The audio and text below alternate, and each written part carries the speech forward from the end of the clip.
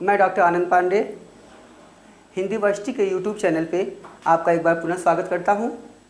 दोस्तों, कल हम लोग पीजीटी हिस्ट्री के बारे में बात किए थे और आज हमारा पहला क्लास पैलियोलिथिक हिस्ट्री टॉपिक को कवर करेगा, जिसमें पैलियोलिथिक हिस्ट्री में, जिसे हम कहते हैं पूरा पाषाण काल, इसमें मुख्यतः एक तरफ मानव सभ्यता की उत्पत्ति, उसके विकास, ह्यूमन ओरिजिन एंड इवोल्यूशन की बात होगी।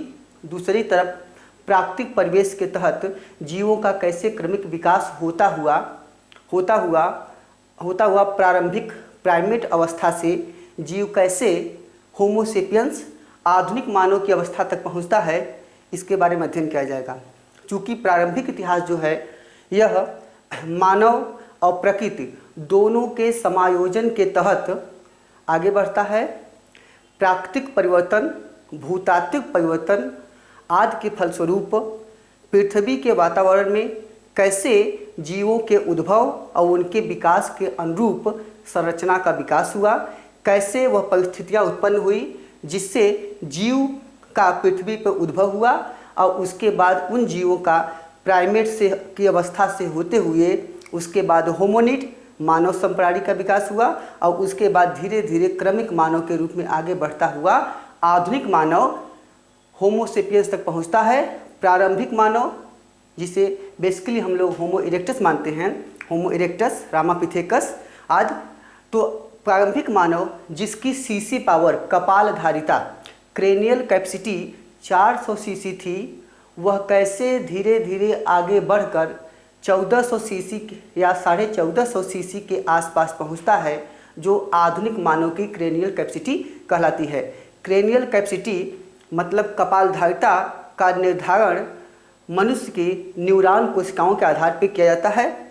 अब यहाँ आप देखिए, थ्रू द मैप हम देखते हैं कि प्रारंभिक जो जीव हुआ वह धीरे धीरे कैसे प्राइमेट की अवस्था से आगे बढ़ा। हम इसका व्यापक अध्ययन इसमें करेंगे और फिर उनके टूल्स और उनके द्वारा प्रयुक्त अन्य चीज़ें, फिर मानव की विकास की अवस्था में कैसे मानव प्राइमेट की अवस्था से आगे बढ़ता है, इन सब का विस्तृत अध्ययन किया जाएगा।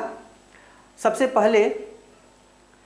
पहले हम देखते हैं कि इतिहास की शुरुआत कैसे हुई और फिर हम देखेंगे कि मानव का उद्भव और प्राकृतिक परिवर्तन कैसे कैसे आगे बढ़ा और उसके तहत किस तरह प्राकृतिक संरचना में और भूतात्विक परिवर्तन में जो संरचनागत परिवर्तन हुआ या विकास हुआ जिसके अनुरूप जीवों को उद्भव का मौका मिला, इन सब के बारे में विस्तृत जानकारी लिया जाएगा। सबसे पहले हम प्री हिस्टोरिक इंडिया की बात करते हैं और इससे भी पहले हम थोड़ा सा देखते हैं कि हिस्ट्री और स्टोन एज कल्चर। तो सबसे पहले हम शुरू करते हैं इतिहास। अगर भारतीय परिप्रेक्ष्य में देखा जाए तो इतिहास शब्द सबसे पहले अथर्ववेद में आता है।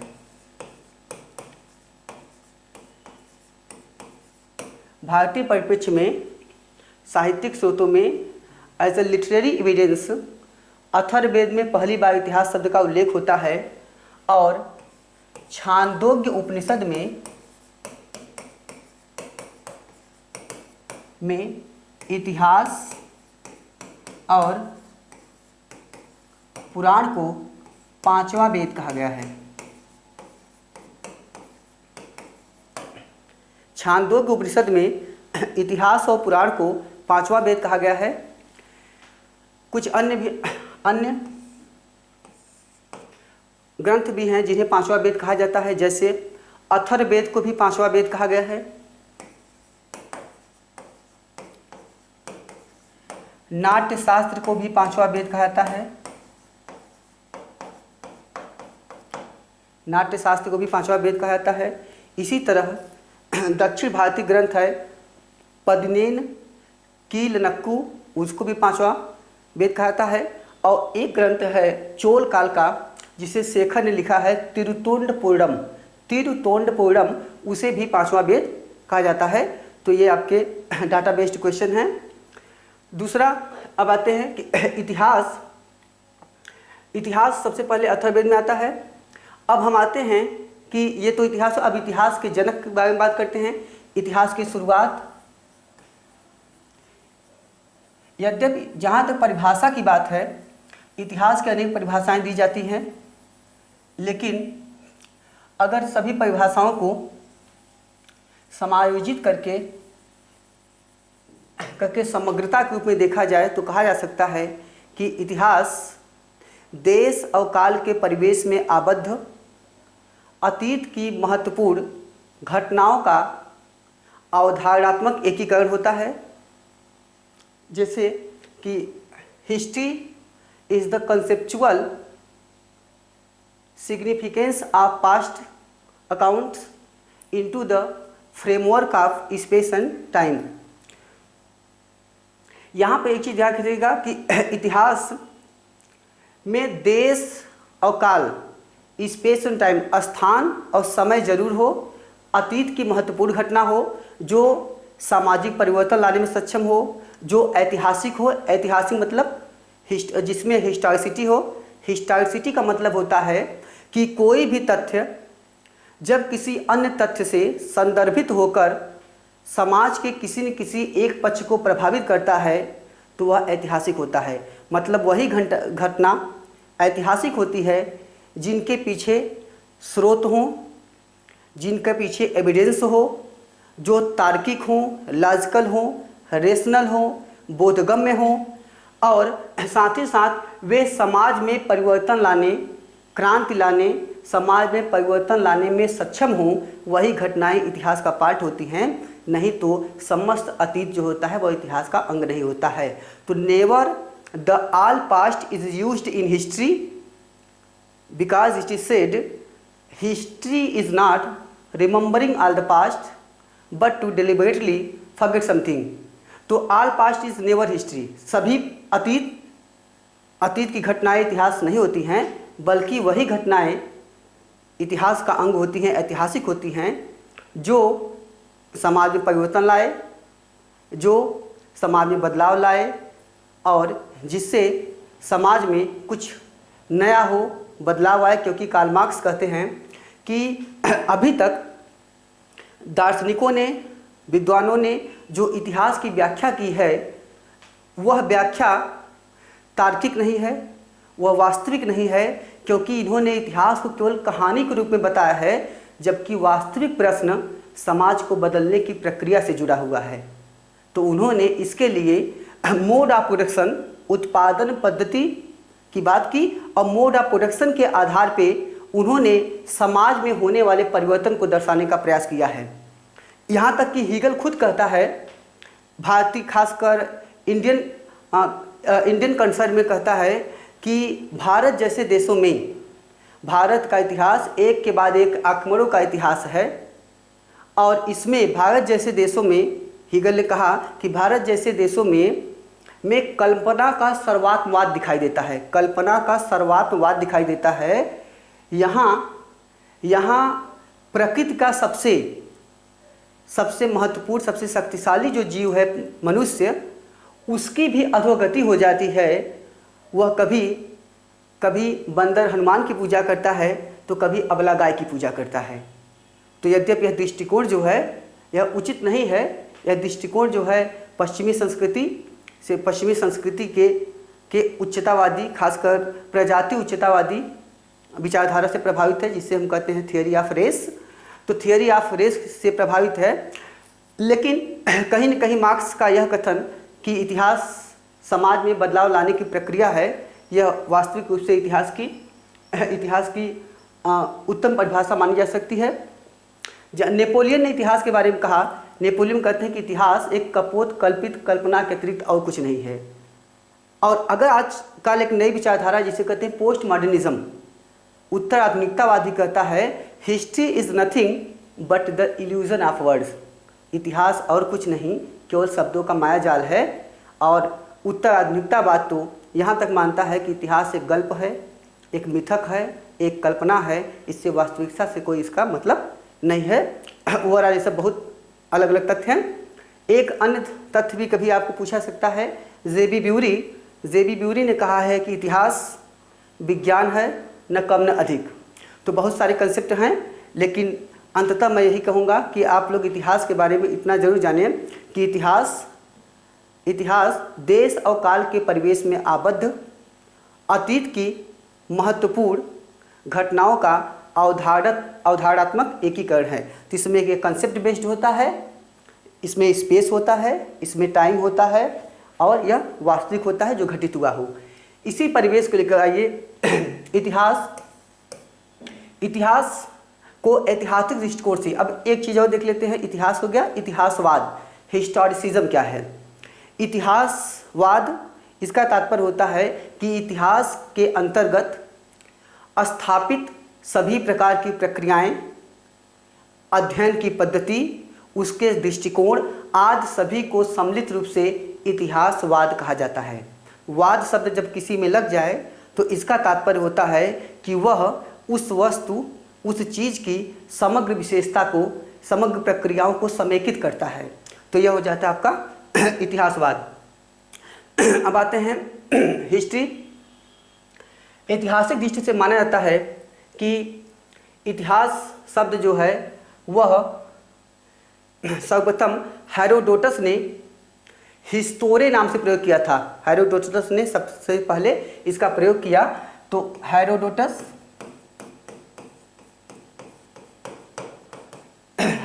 ने एक ग्रंथ लिखा हिस्टोरिका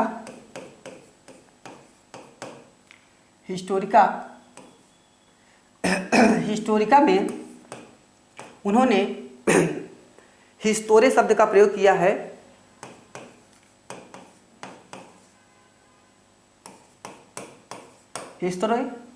हिस्टोरे शब्द है, इसका मुख्यतः मतलब होता है जानना या ज्ञात होना।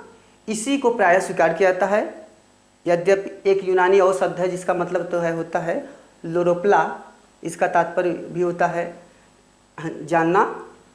इसी तरह एक जर्मन वर्ड है गेस्टीचटे, जिसका मतलब होता है घटित होना। उनको भी कभी कभी इतिहास शब्द या हिस्ट्री शब्द का मूल स्रोत माना जाता है, लेकिन प्रायः जो सर्वमान्यता है वह इसी यूनानी शब्द के लिए है।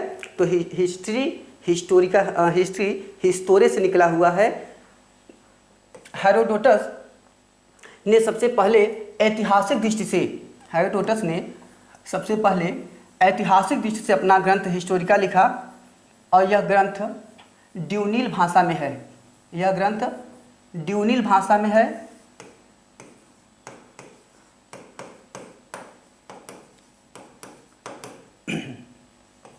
हेरोडोटस को सर्वप्रथम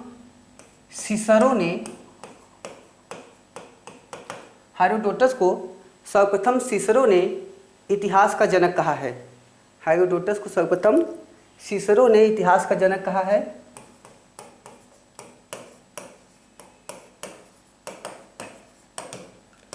इतिहास का जनक सिसरो ने कहा।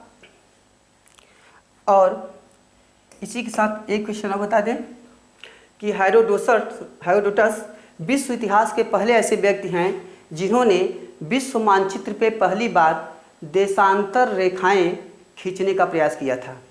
देशांतर रेखा,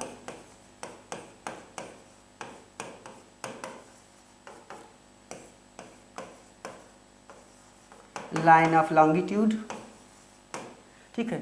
तो देशांतर रेखाएं इन्होंने खींचने का प्रयास किया था पहली बार। अरबों का हेरोडोटस अल-मुसदी को कहा जाता है। अल-मुसदी को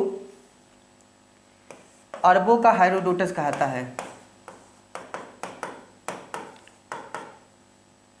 अरबों का हेरोडोटस।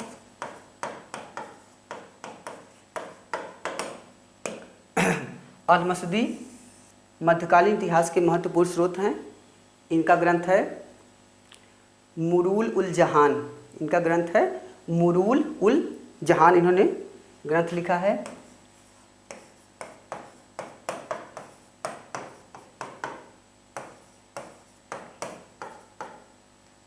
मुरूल उल जहान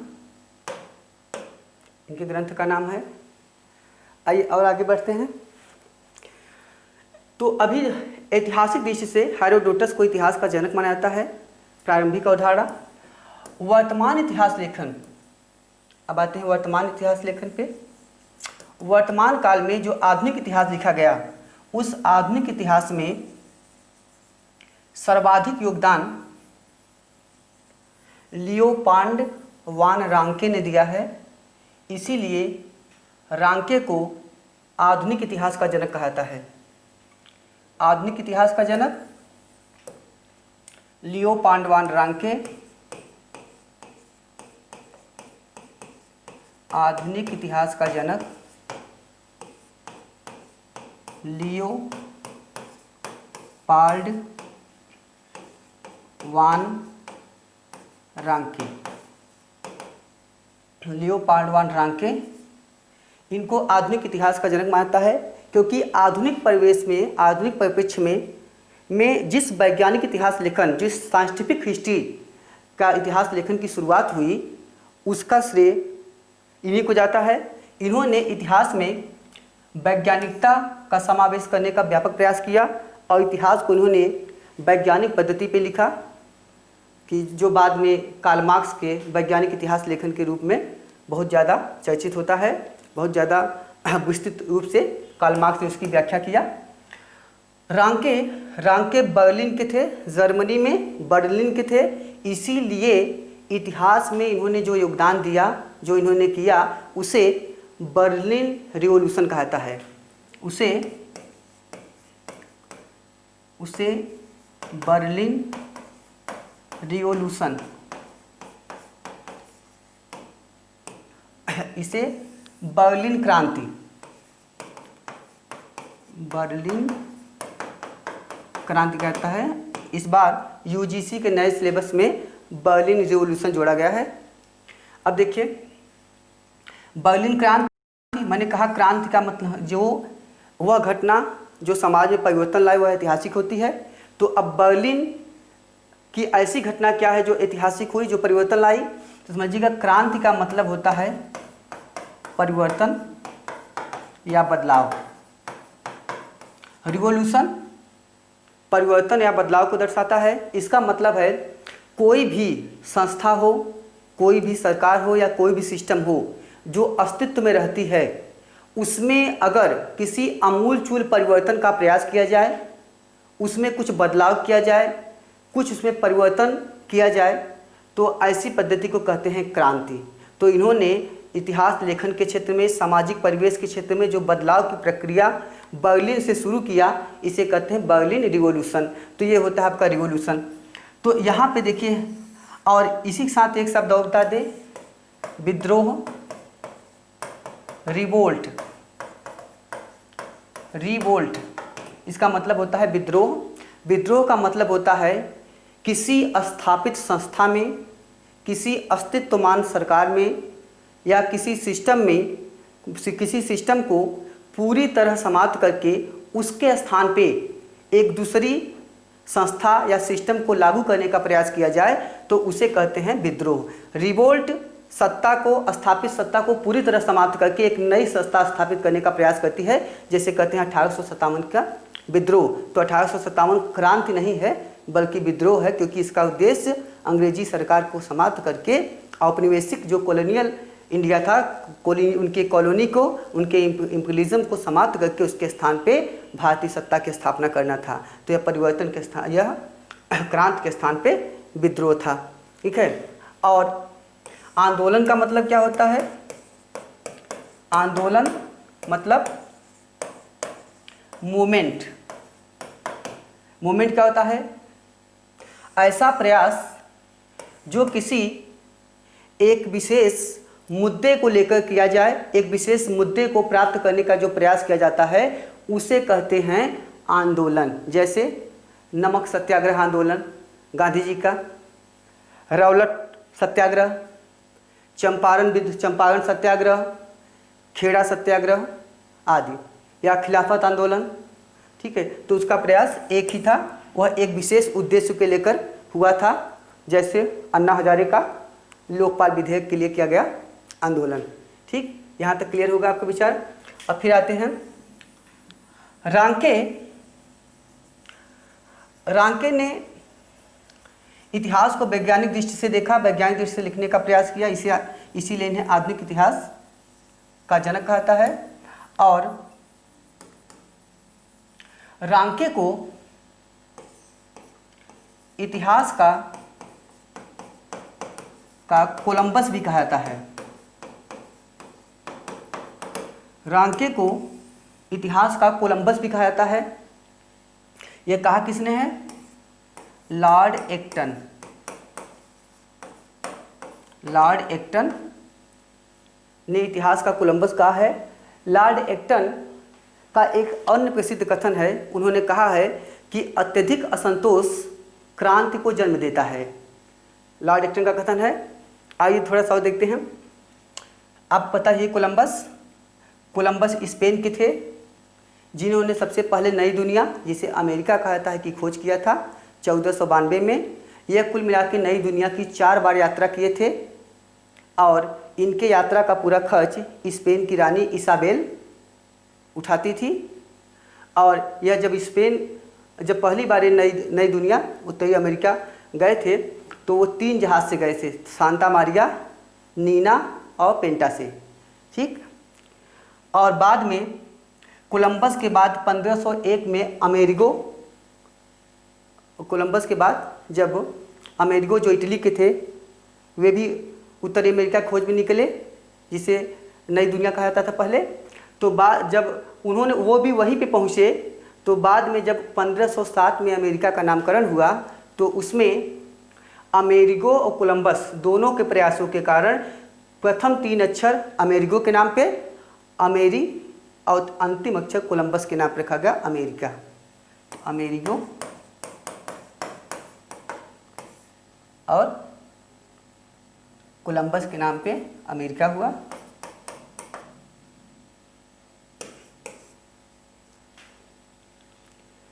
अब आगे बढ़ते हैं। जहाज़ों की बात हुई तो 2-3 जहाज़ मैं आपको और बता दूं जो ऐतिहासिक दृष्टि से आपके लिए महत्वपूर्ण हो सकते हैं।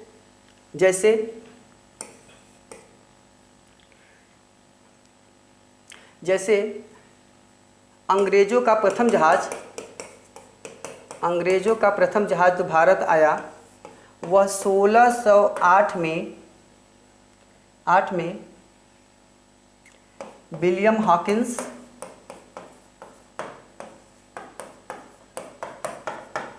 हॉकिंस के साथ था। उसका नाम था हेक्टर।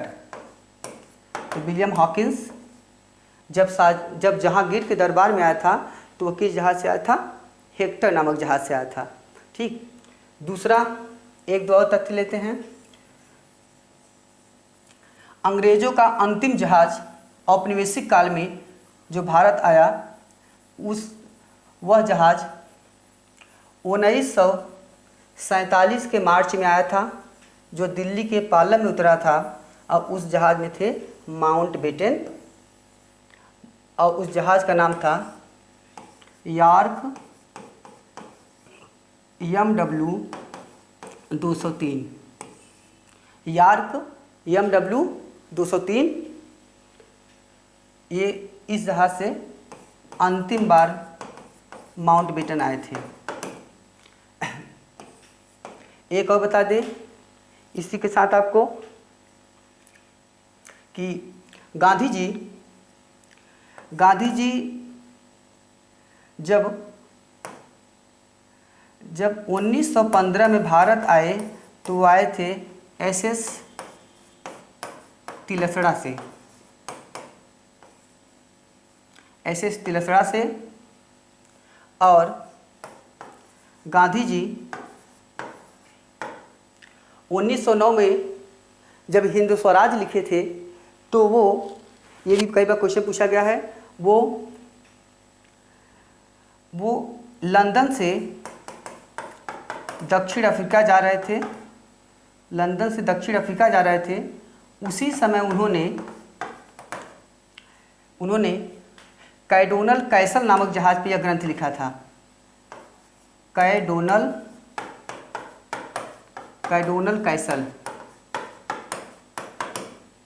कैडोनल कैसल नामक जहाज पर उन्होंने हिंद स्वराज्य लिखा था, जो गुजराती भाषा में है। गांधी जी से जुड़ा एक और तथ्य महत्वपूर्ण है। गांधी जी जब द्वितीय गोलमेज सम्मेलन में गए थे, सेकंड राउंड टेबल कॉन्फ्रेंस, द्वितीय गोलमेज सम्मेलन में गए थे, तो वो गए थे एसएस राजपुताना से, एसएस राजपुताना से।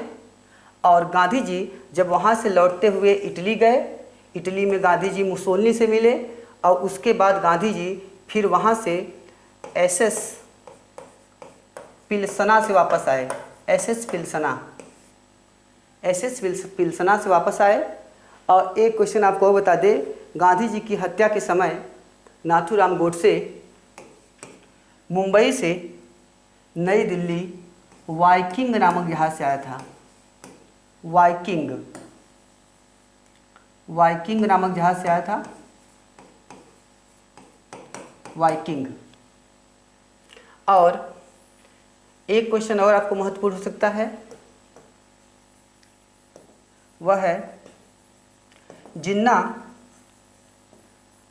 अंतिम बार 1947 में भारत से पाकिस्तान जब गए थे, तो उस जहाज़ का नाम था DC-3, उस जहाज़ का नाम था DC-3। और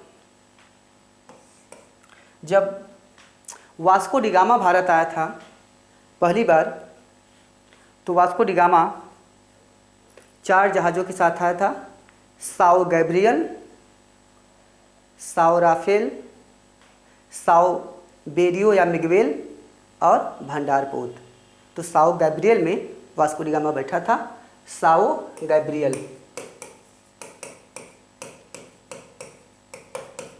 साओ गैब्रियल। चलिए अब हम फिर शुरू होते हैं, back to the topic again. Leopold 1 Ranke, Columbus हो गया आपका, अमेरिगो हो गया। अगर आप इंटरकनेक्ट करके पढ़ेंगे तो कभी आपसे जल्दी कंसेप्ट मिस नहीं होता है, और आप स्ट्रेटजिक बनते हैं और आपका कंसेप्ट बहुत क्लियर होता है। ठीक है, तो लियोपार्ड 1 रांके का हो गया। तीसरा आ जाइए, इतिहास दर्शन। तो पहला आया इतिहास के जनक हेरोडोटस, आधुनिक इतिहास के जनक लियोपार्ड 1 रांके। और तीसरा आता है आपका इतिहास दर्शन, हिस्टोग्राफी। इतिहास दर्शन,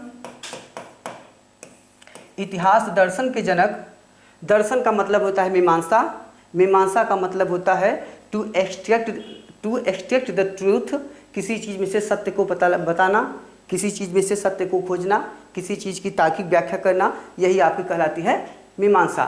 तो कुल मिला के इतिहास में सत्य को खोजना, इतिहास में इतिहास की तार्किक व्याख्या करना ही दर्शन का दृष्टिकोण होता है। तो सत्य और वास्तविक इतिहास लिखना ही इतिहास दर्शन का लक्ष्य है। इतिहास दर्शन के जनक वॉल्टेयर को माना जाता है, इतिहास दर्शन के जनक हैं वॉल्टेयर, इतिहास दर्शन के जनक हैं वॉल्टेयर। इनका पूरा नाम है आरुए फ्रांसवा, ठीक।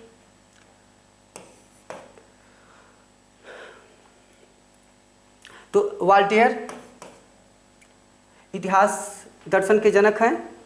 अब ये 3 जो हैं आपके वॉल्टेयर से क्वेश्चन याद आया। वॉल्टेयर का प्रसिद्ध कथन था कि मैं 100 चूहों के स्थान पे एक शेर का शासन अधिक पसंद करता हूँ। वॉल्टेयर का महत्वपूर्ण कथन है कि मैं 100 चूहों के स्थान पे एक शेर का शासन अधिक पसंद करता हूँ। और वॉल्टेयर की महत्वपूर्ण कृति जो है वह है खत एपिडस, लेटर्स ऑन इंग्लिश, और इनका एक फेमस ग्रंथ है आपका लुई 14वां का काल, बदनाम चीज़ों को नष्ट करो। ठीक, अब आते हैं हम लोग, यहाँ से आपका हुआ इतिहास के जनक, आधुनिक इतिहास के जनक और इतिहास दर्शन के जनक। तो ये तीनों चीज़ आप याद रखिए। अब आते हैं भारतीय इतिहास का विभाजन, भारतीय इतिहास का विभाजन। तो भारतीय इतिहास का विभाजन मुख्यतः 3 भागों में किया गया, प्राचीन, मध्यकाल और आधुनिक काल। अब जरा इसके पीछे भी कंसेप्ट देखते हैं। मैं बहुत डिटेल में नहीं जा रहा हूँ क्योंकि आपके सिलेबस के हिसाब से बहुत ज़्यादा डीप नहीं पढ़ाना है, ठीक। तो इतिहास का विभाजन, इतिहास का विभाजन, पहला प्राचीन, दूसरा मध्य और तीसरा आपका है आधुनिक काल, ठीक, आधुनिक काल। इसका बंटवारा आप समझिएगा, ये तो माना जाता है, कहा जाता है सबसे पहले भारतीय इतिहास को सांप्रदायिकता के आधार पर, सांप्रदायिकता के आधार पर जेम्स मिल ने इसका विभाजन किया। किसने किया? जेम्स मिल। इनकी किताब का नाम है हिस्ट्री ऑफ, ये महत्वपूर्ण तथ्य है, history of British India, history of British India. इसी किताब बुक में पहली बार भारत का विभाजन 3 भागों में किया गया और इसका मुख्य आधार सांप्रदायिकता था। मतलब भारत में औपनिवेशिक सत्ता को स्थापित करने के लिए, भारत में साम्राज्यवाद की जड़ों को मजबूत करने के लिए, अपनी शासन सत्ता की सुदृढ़ता प्रदान करने के लिए, उसे सॉलिडेशन देने के लिए, इस और खासकर भारतीयों को आपस में लड़ाने की जो प्रवृत्ति आई वो सबसे पहले डिवाइड एंड रूल इसी विचारधारा में दिखाई देती है। जबकि जेम्स मिल ने इतिहास का विभाजन 3 भागों में किया और कहा कि जो प्राचीन काल है यह भारतीय संस्कृति की गौरव गाथा का काल है, यह भारतीय संस्कृति की विशिष्टता का काल है, जिसे हिंदू काल कह दिया, और इसके प्रमुख प्रतिनिधि किसे माना? आर्यों को मान लिया, ठीक। दूसरा काल क्या है? दूसरा काल मध्यकाल है। मध्यकाल में इन्होंने कहा कि जो हिंदू संस्कृति थी यह संस्कृति अपने पतन अवस्था में क्यों गई? मुस्लिम आक्रमण के कारण। और फिर कहा कि हिंदू संस्कृति की जो विशिष्टता थी वो यहाँ पे कमज़ोर हो गई, उसमें पतन के दृष्टिकोण, पतन के तत्व आने लगे, क्योंकि मुस्लिम आक्रमण जब हुआ उस आक्रमण के फलस्वरूप इनकी विशिष्टता को नष्ट करने का प्रयास किया गया। तो यहाँ पे यह जो है यह उन्होंने मुस्लिम काल कह दिया या मध्यकाल, ठीक है। और दोनों को आपस में यहाँ पे लड़ा दिया और ये शुरू हुआ डिवाइड एंड रूल, ठीक। अब आ जाइए, इस काल को इन्होंने रूढ़िवादिता का काल, पर्दा प्रथा का काल, जातिवादी प्रवृत्ति के हावी होने का काल, उसके बाद ऑर्थोडॉक्सिटी, कंजर्वेटिज्म के बढ़ने का काल, और उसके बाद सभी प्रकार की जो प्रगतिशील अवधारणा थे उसके अवरुद्ध का काल यहाँ पे बता दिया। और यहाँ पे इसकी विशिष्ट बताया, दोनों में यहाँ पे उन्होंने क्लैश करा दिया। और तीसरा काल बताया ब्रिटिश काल। यह काल क्या है? इन्होंने कहा यही आधुनिक काल है जब भारत में आधुनिकीकरण होता है, मॉडर्नाइजेशन होता है और भारत मध्यकालीन रूढ़िवादी, अंधविश्वासी आदि प्रक्रियाओं से ऊपर उठकर, आज सामाजिक व्यवस्था से ऊपर उठकर एक नवीन आधुनिक समाज की ओर अग्रसर होता है। तो इस काल को उन्होंने कह दिया ब्रिटिश काल। तो सारा आधुनिकीकरण का श्रेय ब्रिटेन को दे दिया, यूरोपियों को दे दिया, और यहाँ से आपका इतिहास के सांप्रदायिक व्याख्या शुरू होती है।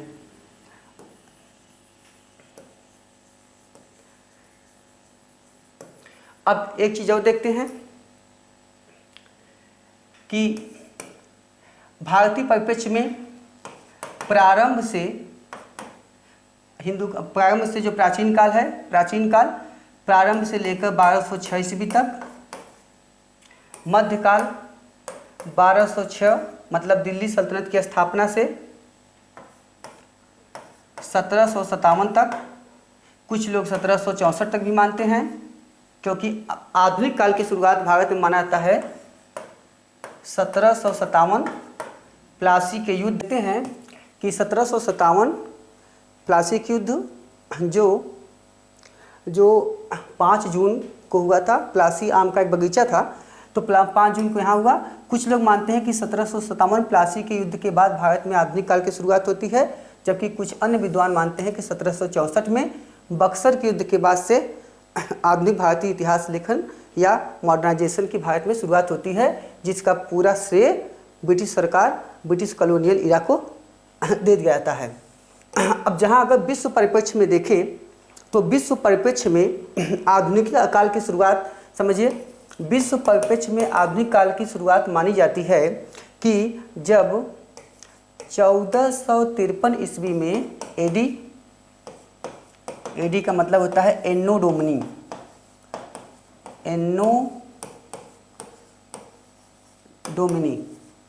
ठीक। एनो डोमिनी लैटिन वर्ड है, इसका मतलब होता है in the year of Lord, ठीक है। कभी कभी बाय मिस्टेक लोग कहते हैं कि एडी का मतलब होता है आफ्टर डेथ, ईसा मसीह की डेथ के बाद, लेकिन यह गलत है। इसका मतलब होता है in the year of Lord, मतलब ईसा मसीह के समय की बात है, ठीक। जबकि आजकल एडी को हम आजकल सीई भी लिखते हैं, इसको बोलते हैं कॉमन एरा, और बीसी को हम बोलते हैं बिफोर क्राइस्ट, ईसा मसीह के समय से पहले, और इसको आजकल हम लिखते हैं BCE, बिफोर कॉमन एरा। तो ये आपका एडी और बीसी का कंसेप्ट है। एडिस का सबसे पहली बार प्रयोग डायनिसस जिग्गस ने किया है, ठीक। यहाँ देखते हैं तो कहा जाता है कि 1453 में जब तुर्की के उस्मानी वंश के शासक महमूद द्वितीय ने बाइजेंटाइन साम्राज्य की राजधानी कुस्तुनतुनिया पर आक्रमण किया, तो उस आक्रमण के बाद कुस्तुनतुनिया का पूरी तरह पतन हो गया, उसे नष्ट भ्रष्ट कर दिया गया। तो वहाँ से अनेक विद्वान प्रबुद्ध लोग वहाँ से धीरे धीरे पलायन करते गए, माइग्रेट करते गए, और उसके बाद वो लोग इटली आदि यूरोपीय क्षेत्रों में पहुँच जाते हैं, जहाँ पे जाके उन्होंने अपने विद्वतापूर्ण लेखों के माध्यम से, अपने अन्य योगदानों के माध्यम से धीरे धीरे रेनेसां पुनर्जागरण की प्रक्रिया को प्रोत्साहित किया, और धीरे धीरे पुनर्जागरण की प्रक्रिया जो यूरोप में खासकर इटली के फ्लोरेंस नगर से 14वीं शताब्दी में शुरू होता है। तो पुनर्जागरण जिसे कहते हैं रेनेसां, तो पुनर्जागरण की शुरुआत कहाँ से होती है? रेनेसां पुनर्जागरण की शुरुआत इटली के फ्लोरेंस नगर से होती है, इटली के फ्लोरेंस नगर से होती है, ठीक। तो यहाँ से जो 14वीं शताब्दी में इटली के फ्लोरेंस से रेनेसां या पुनर्जागरण की प्रक्रिया शुरू होती है, वह 16वीं शताब्दी तक संपूर्ण यूरोप में फैल जाती है, और उसके बाद धीरे धीरे यह यूरोप से बाहर विश्व के अन्य देशों को प्रभावित करने लगती है, और इसी विचारधारा से धीरे धीरे प्रभावित होकर पश्चिमी संस्कृति अन्य संस्कृतियों पे, विश्व के अन्य संस्कृतियों पे धीरे धीरे अधिरोपित करने का प्रयास किया जाता है, इम्पोजमेंट। तो जहाँ धीरे धीरे जब इसका अधिरोपण करने का प्रक्रिया की शुरुआत होती है, तो वहीं से आप देखते होंगे कि भौगोलिक खोजों की प्रक्रिया शुरू होती है, जियोग्राफिकल इन्वेंशंस होते हैं, उसके बाद धीरे धीरे बुलिनिज्म का प्रसार होता है, उसके बाद धीरे धीरे मर्केंटिलिज्म आता है, बाजारीकरण की प्रक्रिया आगे बढ़ती है। बाजारीकरण की प्रक्रिया जो मर्केंटिलिज्म है, यह धीरे धीरे क्या करती है, यह अपने देश को आर्थिक रूप से मजबूत करने की प्रक्रिया अपनाती है, जिसे कहते हैं इकोनॉमिक नेशनलिटी। और इकोनॉमिक नेशनलिटी जब आगे बढ़ती है, तो यही जो मर्केंटिलिज्म है, बाजारीकरण की प्रक्रिया, धीरे धीरे उपनिवेश में बदलता है, कॉलोनी बनता है, और उपनिवेश धीरे आगे चल के आपके समाजवाद में बदल जाता है।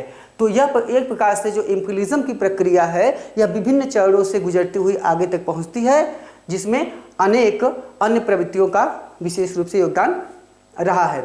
तो यहाँ पे इस तरह कहा जाता है कि यही जो तुर्की का पतन हुआ, तुर्की द्वारा जो कुस्तुनतुनिया का पतन हुआ, इसके साथ ही साथ विश्व परिप्रेक्ष्य में मध्यकाल की प्रवृत्ति समाप्त हुई और आधुनिकीकरण, मॉडर्नाइजेशन की प्रवृत्ति प्रारंभ होती है। मॉडर्नाइजेशन का मतलब होता है, आधुनिक काल का मतलब होता है ऐसा काल जो काल मध्यकालीन कुरीतियों, मध्यकालीन रूढ़िवादिता, मध्यकालीन अंधविश्वास की प्रक्रिया से उठकर नवीन प्रगतिशील समाज की ओर अग्रसर हो, उसे हम कहते हैं आधुनिक काल या आधुनिकीकरण।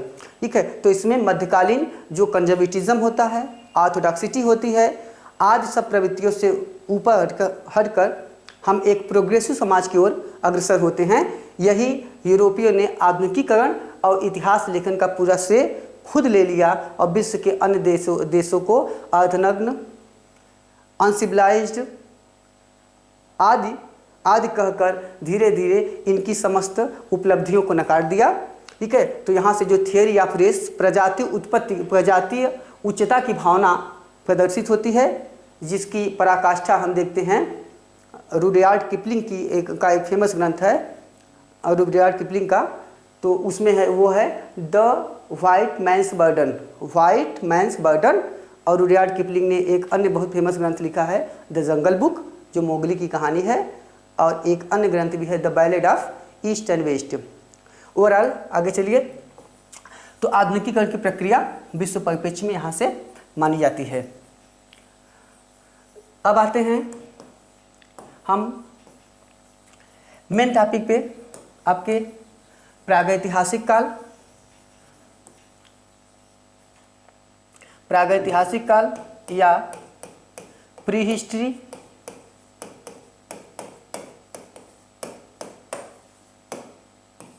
प्रागैतिहासिक काल या प्री हिस्ट्री।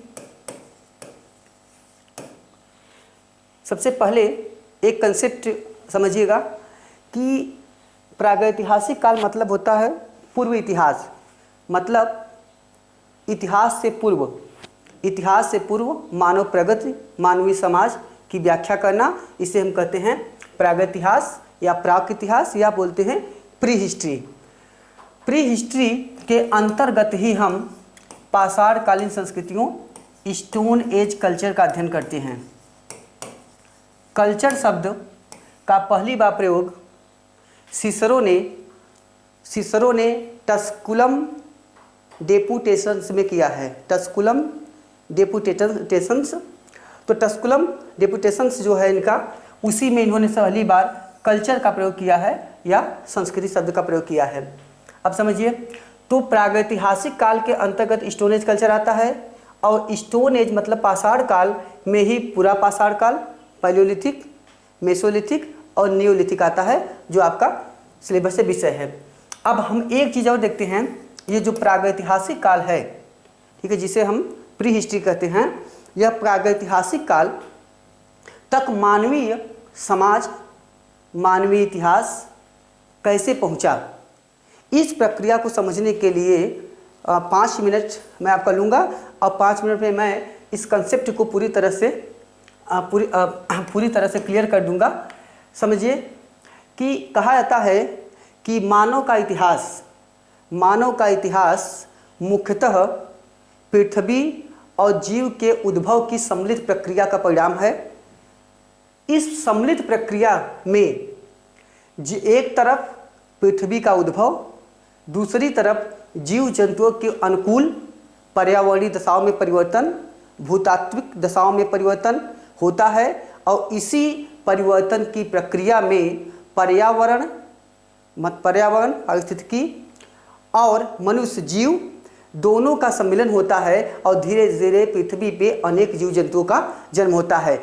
इस तथ्य को सिद्ध करने के लिए, इस तथ्य के अंतर्गत अनेक शोध हुए, अनेक रिसर्च हुए, जिसमें मुख्यतः प्रारंभिक दौर में भूतत्ववेत्ताओं ने महत्वपूर्ण योगदान दिया, जियोलॉजिस्ट ने महत्वपूर्ण योगदान दिया, तो और वैज्ञानिकों ने महत्वपूर्ण योगदान दिया। इस प्रकार प्रारंभिक इतिहास जो है वह मुख्यतः न केवल इतिहास का पार्ट है, न केवल सामाजिक प्रक्रिया है, बल्कि यह कह सकते हैं कि प्रारंभिक इतिहास जो है वह एक तरफ साइंस, दूसरी तरफ ज्योग्राफी, तीसरी तरफ जियोलॉजी, उसके बाद साथ ही साथ एंथ्रोपोलॉजी, एथनोग्राफी आदि का सम्मिलित प्रयास है। इसमें मुख्यतः सबसे जो प्रमुख योगदान दिया है उनमें है आपके AI ऑपरिन का पदार्थवाद या भौतिकवाद का सिद्धांत, मटेरियलिस्टिक थियरी, जिसमें उन्होंने बताया कि पृथ्वी पे समस्त वस्तुएं जो हैं वह कहीं न कहीं कार्बनिक तत्वों से बनी होती हैं। तो इन्हीं कार्बनिक तत्वों के आधार पे समस्त जीव जंतुओं या अन्य जितनी भी वस्तुएं होती हैं, चीज़ होती हैं, सबका निर्माण होता है। और इन्हीं कार्बनिक तत्वों के रासायनिक उद्विकास के फलस्वरूप पृथ्वी और जीव जंतुओं का उद्भव होता है। साथ ही साथ समझिएगा AI ऑपरिन हो गए, बिग बैंग थियरी देने वाले जॉर्ज लेमेंटियर हो गए, साथ ही साथ डार्विनिज्म, लैमार्किज्म आदि महत्वपूर्ण अनेक सिद्धांत हुए, जिनकी सम्मिलित प्रक्रिया से पता चलता है कि प्रारंभिक जीव जंतुओं का निर्माण कैसे हुआ, पृथ्वी का निर्माण कैसे हुआ। डार्विन का इसमें विशेष योगदान है। डार्विन ने जो अपना खोज किया है वह मुख्यतः उन्होंने गैलापागोस द्वीप पे किया है।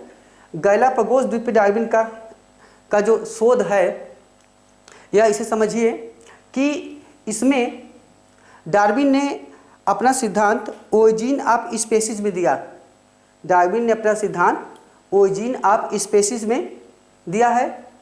और उसके बाद गैलापागोस कहाँ पे है? गैलापागोस दक्षिण अमेरिका के इक्वेडर देश के पास, इक्वेडर देश में स्थित है। यह प्रशांत महासागर के तट पर स्थित है, जो प्रशांत महासागर के तट पर स्थित है। यहीं पे बेसिकली कछुओं की प्रजाति पे उन्होंने अपना अध्ययन किया था।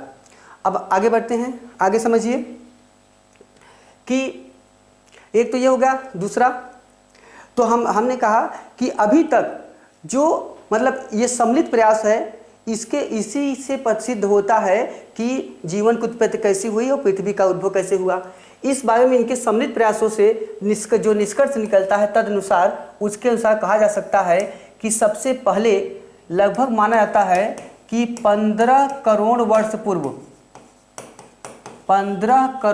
पूर्व सबसे पहले ब्रह्मांड का उद्भव हुआ था।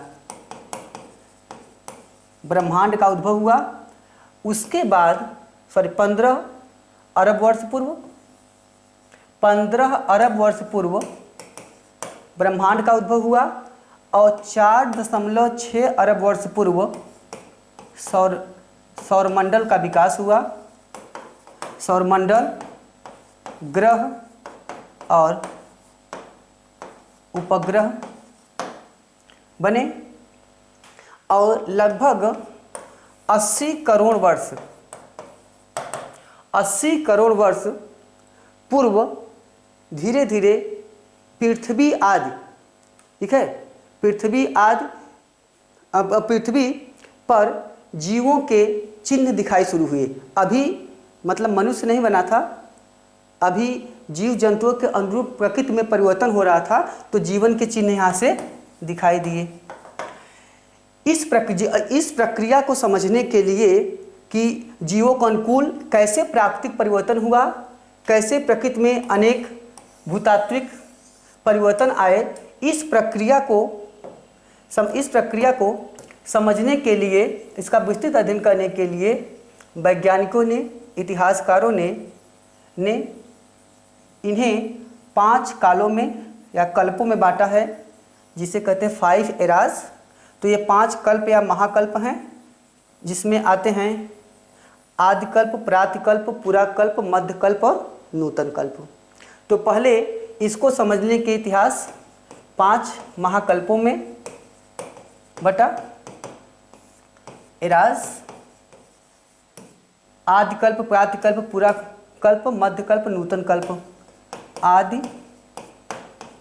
प्राति, पुरा, मध्य और नूतन कल्प। नूतन कल्प आर्कियोजोइक, प्रोटोजोइक, ठीक है। तो ऐसे ही आइए अब समझिए, यहाँ पे नूतन कल्प, सेनोजोइक, नूतन कल्प तक आते आते लगभग 7 करोड़ वर्ष हो गया। लगभग नूतन कल्प तक आते आते लगभग 7 करोड़ वर्ष हो गया। और इस समय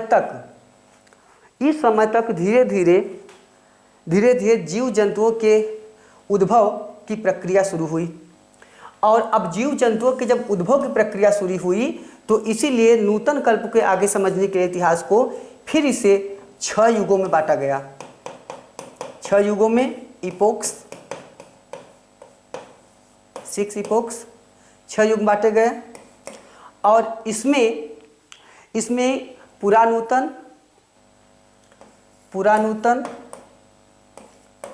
आद्य नूतन,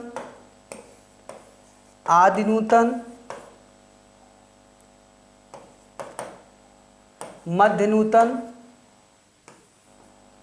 नूतन, प्रातिनूतन या प्रतिनूतन और प्रातिनूतन काल और नूतन काल आता है। आप समझिए, यहाँ से जो पूरा नूतन काल है, अब यहाँ पैलियोसीन, इयोसीन, ओलिगोसीन, मायोसीन और यहाँ पे इसके बाद प्लेस्टोसीन और होलोसीन आता है। अब इसमें समझिए, कहा जाता है जो पूरा नूतन काल पहले आया, इस पूरा नूतन काल में पहले लंगूर सम प्राणियों का उद्भव हुआ। इस पूरा नूतन काल में पहले लंगूर सम प्राणियों का उद्भव होता है और आद्य नूतन में जाकर प्राइमेट्स का विकास होता है। प्राइमेट आते हैं जिसे कहते हैं हम नर बानर। तो यहाँ पे जो प्राइमेट आए, प्राइमेट कौन होते हैं? नर बानर, प्राइमेट्स।